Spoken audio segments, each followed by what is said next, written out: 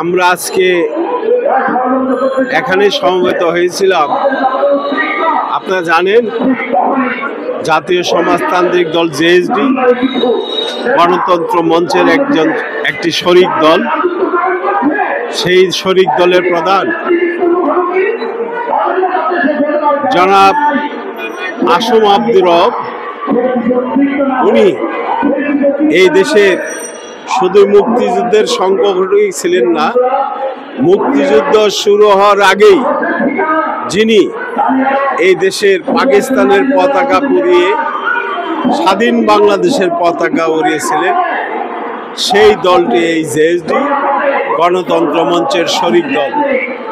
আমরা বিশ্বের সাথে লক্ষ্য করছি এই তার সহধর্মিণী তাদের নিজের মার্কায় নির্বাচন করার জন্য, তারা মার্কায় নির্বাচন করার জন্য রামগতি কমলনগরের নির্বাচনী এলাকায় উনি নির্বাচন করতে গিয়েছেন।